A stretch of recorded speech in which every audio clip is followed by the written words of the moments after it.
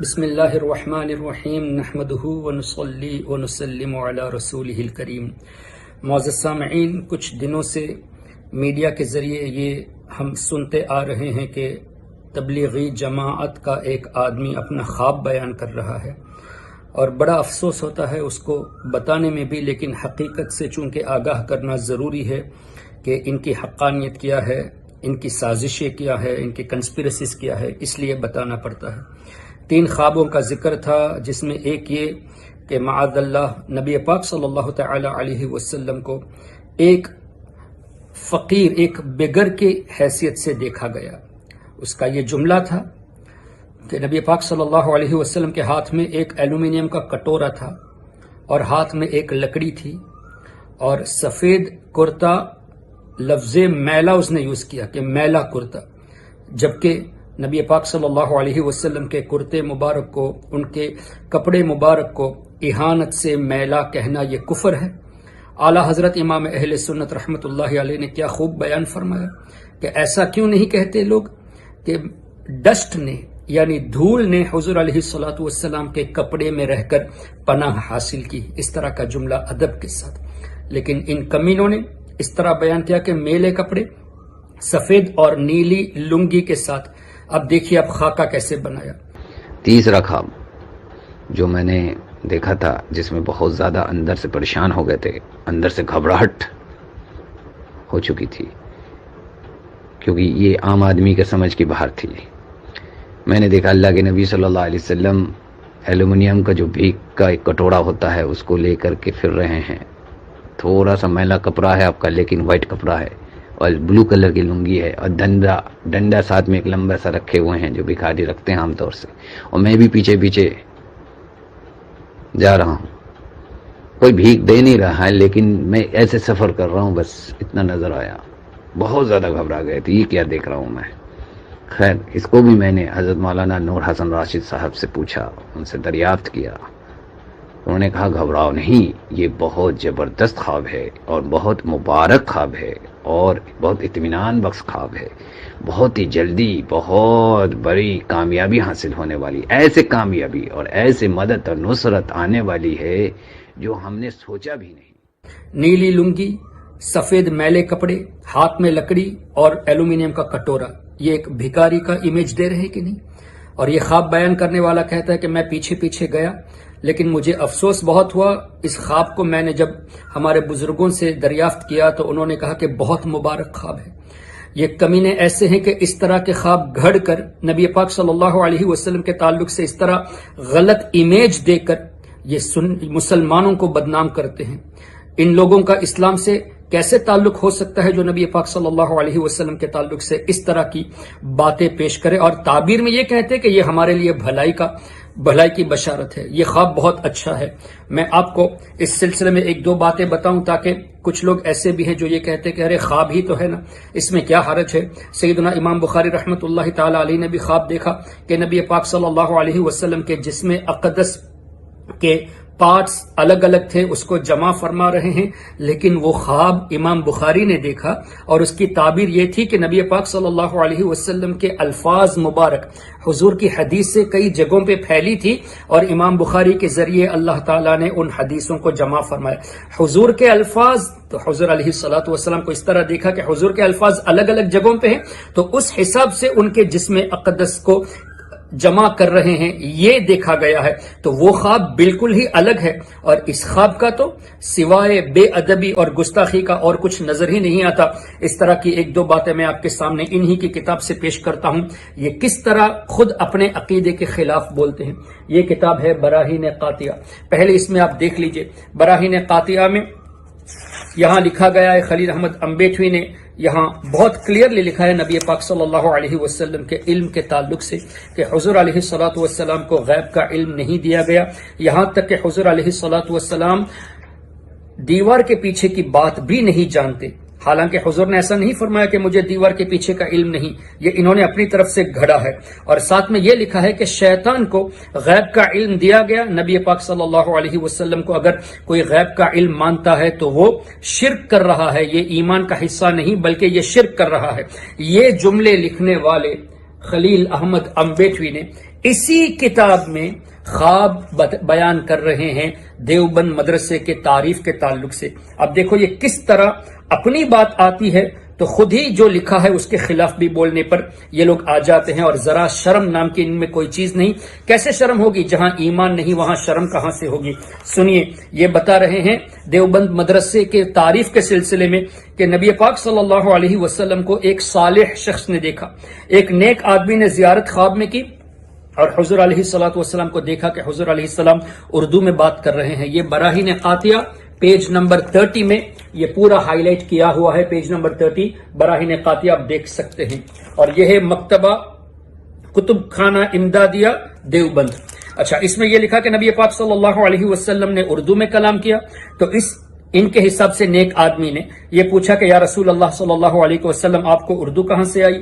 آپ تو عربی ہیں۔ تو حضور علیہ السلام نے اس طرح جواب دیا کہ جب سے علماء دیوبند سے ہمارا معاملہ ہوا، یعنی علماء مدرسہ دیوبند سے جب سے ہمارا معاملہ ہوا ہم کو اردو آ گئی۔ اس طرح کے جملے یہاں لکھے گئے ہیں۔ اب مجھے بتائیے، ایک طرف یہ لکھتے ہیں کہ حضور علیہ الصلوۃ والسلام کو دیوار کے پیچھے کا علم نہیں، دوسرا یہ لکھتے ہیں کہ حضور علیہ الصلوۃ والسلام کے بارے میں یہ عقیدہ رکھنا کہ ہمارے آقا غیب کا علم جانتے ہیں یہ شرک ہے، جبکہ شیطان کا علم ثابت کرتے ہیں۔ تو شیطان کو غیب کا علم جاننے والا ماننا شرک نہیں ہے، نبی کو ماننا شرک ہے۔ یہ کیسا قرآن کے خلاف بتا رہے؟ پھر اس خواب کے ذریعے وہ بھی اسی کتاب، اسی براہین قاطعہ میں یہ کمینے اس طرح پیش کرتے ہیں کہ حضور علیہ الصلوۃ والسلام کو اردو نہیں آتی تھی، علماء دیوبند سے رابطے کے بعد لکھا۔ اب مجھے بتائیے، نبی پاک صلی اللہ علیہ وسلم کا وصال شریف 1400 سال پہلے ہوا، ہمارا تو عقیدہ ہے کہ حضور علیہ الصلوۃ والسلام آج بھی اپنی قبر انور میں زندہ ہے، اپنے جسم کے ساتھ موت کا مزہ چکھنے کے بعد آج بھی زندہ ہے، جہاں مرضی ہوتی ہے تشریف لے جاتے ہیں، لیکن ان کا عقیدہ ہے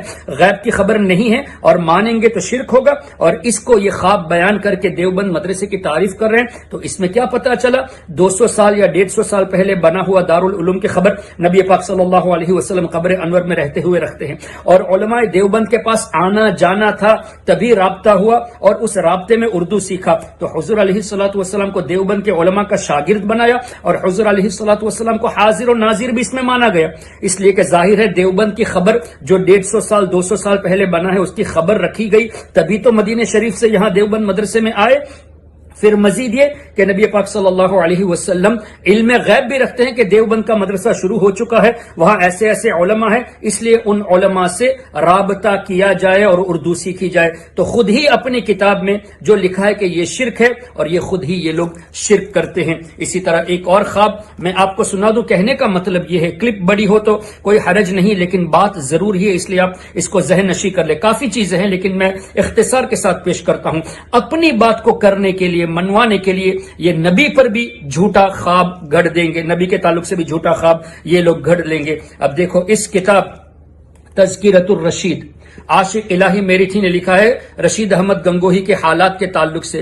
اس کتاب میں ایک خواب بیان کیا ہے کہ حاجی امداد اللہ مہاجر مکی، پہلی بات تو ہے کہ حاجی امداد اللہ مہاجر مکی رحمت اللہ علیہ ایک بزرگ تھے، ہم مانتے ہیں، لیکن یہ اعلیٰ حضرت امام اہل سنت کو اعلیٰ حضرت کہنے سے کہتے ہیں کہ تم غلط کرتے ہو۔ اعلیٰ حضرت کیسے کہیں گے؟ اعلیٰ حضرت تو صرف نبی پاک صلی اللہ علیہ وسلم ہے، جبکہ اس دور کے علماء کے حساب سے جو بڑا ہوتا ہے اس کو اعلیٰ کہا جاتا ہے، لیکن انہوں نے حاجی امداد اللہ مہاجر مکی کو اعلیٰ حضرت لکھا ہے کہ اعلیٰ حضرت نے خواب دیکھا۔ یہ بھی ایک جھوٹا خواب ہے۔ کیا خواب دیکھا بتاتے ہیں، اس لیے کہ یہ حاجی امداد اللہ نے نہیں کہا، یہ ان لوگوں کا گڑھا ہوا ہے۔ یہ بتا رہے ہیں کہ حاجی امداد اللہ مکی نے خواب دیکھا کہ ان کی بھاوج مہمانوں کا کھانا پکا رہی تھی، اور اس میں نبی پاک صلی اللہ علیہ وسلم خواب میں تشریف لائے اور بھاوج سے فرمایا، اٹھ، تو اس قابل نہیں کہ امداد اللہ کے مہمانوں کا کھانا پکائے، اس کے مہمان علماء ہیں، اس کے مہمانوں کا کھانا میں پکاؤں گا۔ نبی پاک صلی اللہ علیہ وسلم نے یہ بتایا کہ حاجی امداد اللہ کی بھاوج، تو کھڑی ہو جا، تم اس لائق نہیں کہ حاجی امداد اللہ کے مہمانوں کا کھانا پکائے، بلکہ اس کے مہمان علماء ہیں، میں کھانا پکاؤں گا۔ اس خواب کو یہ فٹ کر رہے ہیں قاسم نانوتوی پر، یعنی قاسم نانوتوی جس نے نبی پاک صلی اللہ علیہ وسلم کے تعلق سے یہ لکھا کہ حضور اگر انبیاء کرام میں ممتاز ہے تو صرف علوم میں ممتاز ہے، رہا عمل تو کبھی کبھی امتی حضور کے برابر ہو جاتا ہے، کبھی عمل میں حضور سے بڑھ جاتا ہے۔ وہ یہ اب اس کی تعریف میں یہ کہا جا رہا ہے۔ اور اسی تحذیر الناس میں قاسم نانوتوی نے لکھا کہ نبی پاک صلی اللہ علیہ وسلم کے زمانے میں یا ان کے بعد کوئی نیا نبی آ سکتا ہے جو قرآن اور حدیث کے خلاف عقیدہ ہے۔ تو ایسے غلط عقیدے والوں کے تعلق سے اپنا چرچا کرانے کے لیے یہ کہہ رہے ہیں کہ قاسم نانوتوی کا وہ مرتبہ ہے کہ حضور علیہ السلام نے حاجی امداد اللہ کی بھاوت سے کہا کہ اس کے مہمان کا کھانا پکانے کے لیے تمہیں کوئی حق نہیں، تم اس لائق نہیں، میں کھانا پکاؤں گا۔ دیکھو کس طرح حضور علیہ الصلوۃ والسلام کی شان کو گھٹا کر اپنے علماء کا بیان کرتے ہیں۔ تو تب یہاں حضور کو کیسے پتا چلا کہ قاسم نانوتوی آنے والا ہے حاجی امداد اللہ مہاجر مکی کے یہاں 150 سال یا 200 سال پہلے، اور ان کا عقیدہ ہے کہ حضور نہ علم غیب رکھتے ہیں، نہ حاضر و ناظر ہے، نہ غیب کی خبر رکھتے ہیں، اور یہ خود ہی اس طرح کی بکواسیں لکھتے ہیں۔ تو اس سے کیا پتا چلا؟ یہ اپنا چرچا کرنے کے لیے اس طرح کے جھوٹے خواب گڑتے ہیں۔